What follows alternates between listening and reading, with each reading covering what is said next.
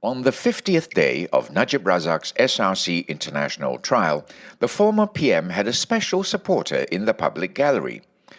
Though brief, his daughter, Nooryana, was in court to lend moral support. And after 50 days of trial, the prosecution's 57th and final witness, the case investigating officer, took the stand this morning.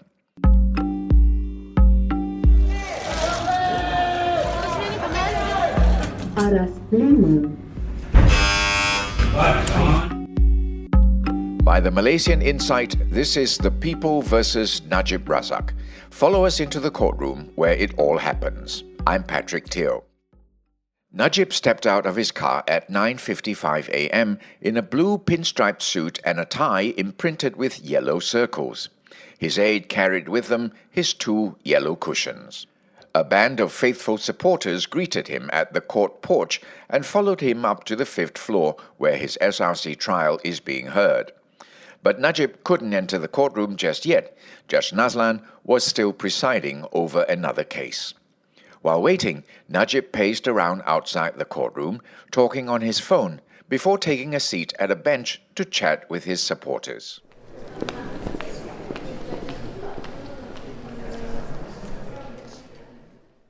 Proceedings finally began almost an hour later.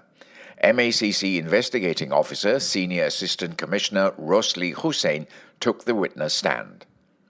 Rosli was dressed in his official attire, a dark blue uniform with gold buttons. He spoke loudly and clearly, answering questions without hesitation. He appeared to have a very good memory, as he was not reading from a statement.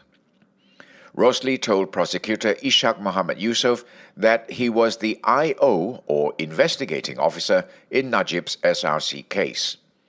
He said he had combed through more than 1,000 documents in this case. Among them were documents confiscated from financial institutions, KWAP, SRC, SRC's subsidiaries, and many more. Rosli said Prem Rash had lodged a report against SRC on July 3, 2015. Prem was the MACC's Assistant Commissioner of the Forensic Accounting Department. While conducting the investigation, Rosli said he was assisted by officers from the Forensic Accounting and Investigation Unit. The case was investigated under the MACC Act, the Anti-Money Laundering Act, and the Penal Code. Rosli also said that from the time investigation began till now, 5 people involved in the case have passed away.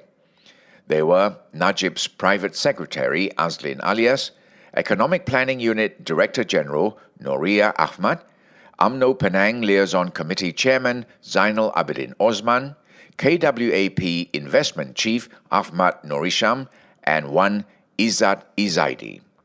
Ray, what else did we learn from Rosli? Well, he told the court that on July 6, 2015, Prem met with him and passed along 3 secretarial books. 2 belonged to SRC and 1 to Gandingan Mentari, its subsidiary. The books contained minutes of meetings and appointment letters, among others. Rosli was then asked to identify some documents. Among them were SRC's meeting minutes from 2013, which he obtained from SRC Director Ismi Ismail. It was a photocopy and didn't have any signatures. The witness said the minutes of 2013 meetings were missing from the Secretariat books. Rosli said he couldn't get the original copies because the company secretary, Terence Gay, had run away. Terence was the one who recorded the minutes. During Rosli's testimony, Najib's daughter, Nooryana Najwa, came into the courtroom and took a seat behind her father, who was in the accused dock. DPP Sitambaram interrupted the examination and asked for a 10-minute break to confer with the witness. Najib took a seat in the public gallery. By now, his daughter had left.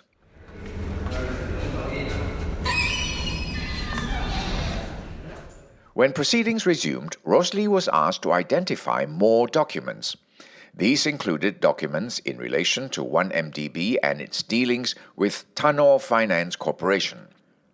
There were also documents signed by missing SRC CEO Nick Faisal and former director Subo Muhammad Yassin, including one that Subo signed in Bangkok while he was on the run. After going through several more documents, the prosecutor requested for court to adjourn for lunch and Friday prayers.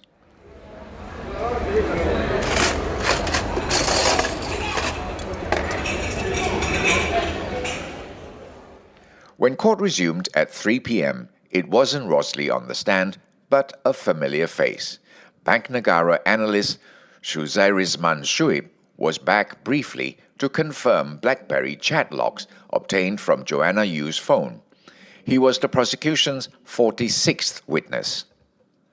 He was let go after a short cross-examination by Harvey. Rosley returned and picked up where he left off, verifying more documents. This went on until the end of the day. And if you're wondering why it's taking so long, there were around 600 pages to flip through. Just before wrapping up, DPP Sitam told Judge Nazlan that the prosecution is seeking to withdraw the application to stop Najib from posting details of the case to Facebook. Sitam said he was advised to do so. Judge Nazlan said that postings about evidence given in court bordered on contempt. He advised anyone who wished to do so in the future to seek legal counsel first. Proceedings ended at 5 p.m. to pick up once more on Tuesday afternoon, since Monday is a public holiday. This podcast is produced, written and mixed by Revati Subramaniam, Yapik Kwan, Yvonne Lim and Ravin Palanisamy. Additional reporting by Beat Hong and Timothy Acharyam. I'm Patrick Teo.